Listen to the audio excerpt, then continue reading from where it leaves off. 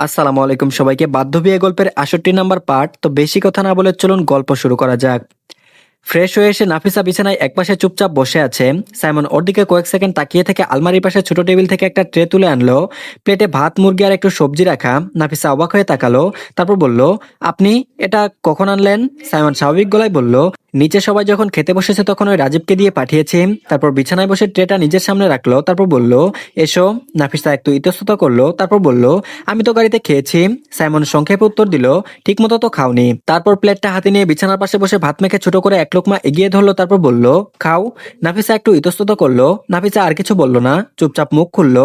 Simon ধীরে ধীরে তাকে খাওয়াতে লাগলো। ভালোই লাগে তার সাইমনের হাতে খেতে। দু এক লোকমা খাওয়ার পর তার হাত থেমে গেল। অজান্তেই তার দৃষ্টি নাফিসার পেটের দিকে গেল।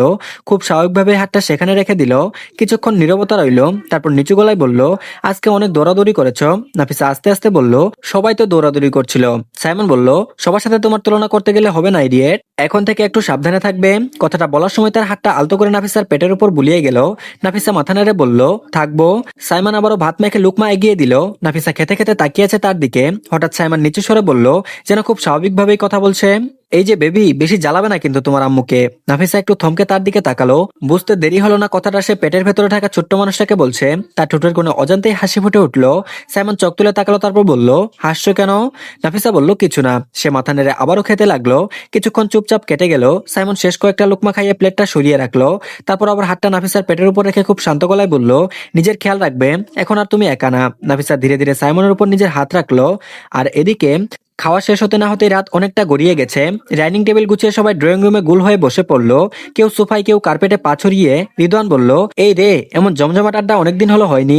রায়হান রিদওয়ানের মাথায় একটা গাট্টা মেরে বলল, বেশি কথা বলিস, ছোট মানুষ তুই, চুপচাপ মুখ বুজে বস। রিদওয়ানের মুখটা বেজার হয়ে গেল।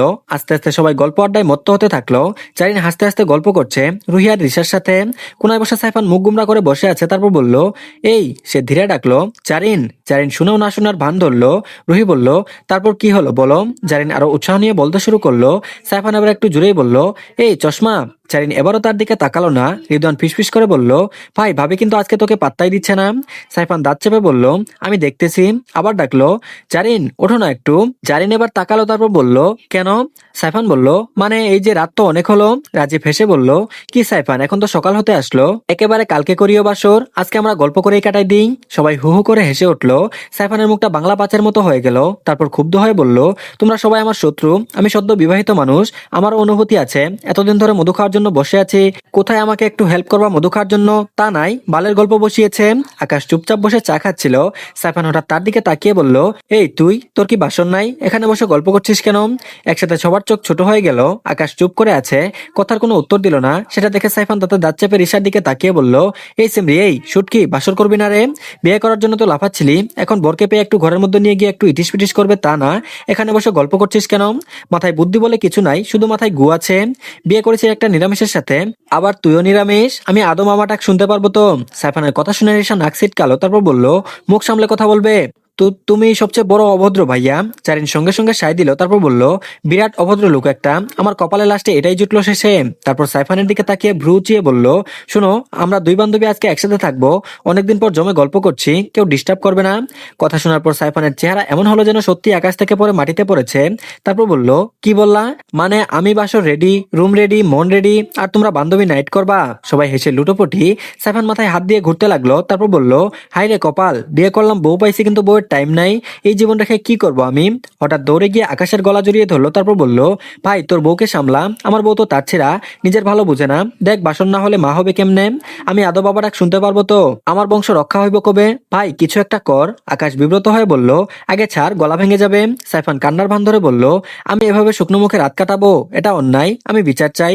রাজীব হেসে উঠে বলল, আরে সাইফান, একেবারে কালকে করিও, আজকে আর বিয়ে করো না, একটু রেস্ট নাও, শরীর স্বাস্থ্য ভালো থাকবে, বংশও ভালো থাকবে। আবারও সবাই হু হু করে হেসে উঠলো। সাইফান মাটিতে বসে নাটকীয় ভঙ্গিতে বলল, এই সংসারে আমার কেউ নাই, আমি একা, সদ্য বিবাহিত হয়েও নির্যাতিত স্বামী। রায়হান বলে উঠলো, নাটক কম করো প্রিয়, বেশি বাড়াবাড়ি করলে সাইমন ভাইকে ডাক দিব, সে এখন বইয়ের সাথে মধুর মিলন করতেছে, এই সময় ডাক দিলে রেগে যাবে, আর তোর হাল খারাপ করব, তা নাই, আমাদের গল্প করতে দে। সাইফান থমকে গেল, তারপর বলল, না না, আমি চুপ, তোমরা গল্প করো, কিন্তু একটু তাড়াতাড়ি শেষ করো প্লিজ, আমার ভবিষ্যৎ ঝুলে আছে। ওরা আবার গল্প শুরু করলো। সাইফান বুঝলো এভাবে কিছু হবে না। হঠাৎ চুপচাপ উঠে দাঁড়িয়ে জারিনের পাশে গিয়ে গিয়ে বসলো। ধীরে ধীরে তার হাতটা ধরলো। জারিন চমকে তাকালো, তারপর বলল, কি করছো? সাইফান বলল, উঠো। জারিন বলল, কোথায়? সাইফান বলল, রুমে। জারিন বলল, এখন? সবাই বসে আছে আর আমি বললাম না আজকে রিসার সাথে থাকবো? সাইফান বলল, চুপ শালি, জামাই রেখে বান্ধবীর কাছে যাবে, লজ্জা করে না? বেশি কথা বললে এখানে বাসর শুরু করে দেব। আমার বউ লাগবে, চুপচাপ চল, না হলে আমি যা বলি তাই কিন্তু করি।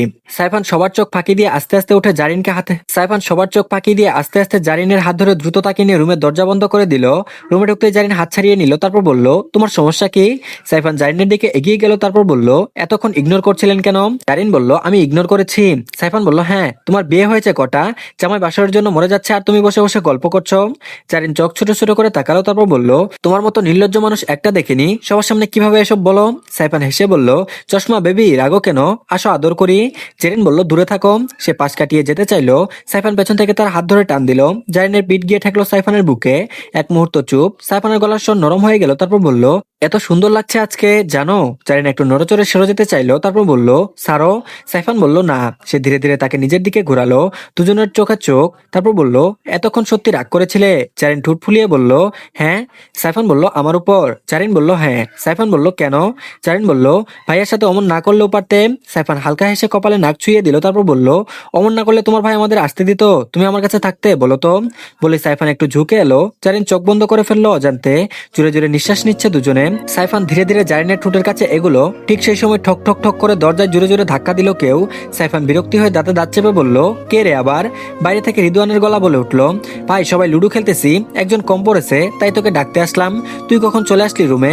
সাইফান বিরক্তিতে বলে উঠল, ধুর, আমি অলরেডি লুডো খেলতেছি, এখন ওই ছয় ফেলে পুরো বুট উল্টে দিলাম, আমার কি ঠিকমতো বাসরটাও করতে দিবা না নাকি? হ্যাঁ, ও আল্লাহ রে, তুমি বিচার করো। বাইরে হাসির রুল পড়ে গেল, আবারও ধাক্কা। তারপর বলল, এই সময় ডিস্টার্ব করার মানে কি? বাইরে থেকে রাজীব বলল, নাটক কম করো, 5 মিনিটের জন্য আই। সাইফান দরজার দিকে এগোতে গেল। জারিন হাসি চাপে ধরে বলল, যাও না, লুডো খেলে আসো। সে ঘুরে তাকালো, তারপর বলল, তুমি খুব মজা পাচ্ছ তাই না? জারিন মাথা কাত করে বলল, একটু।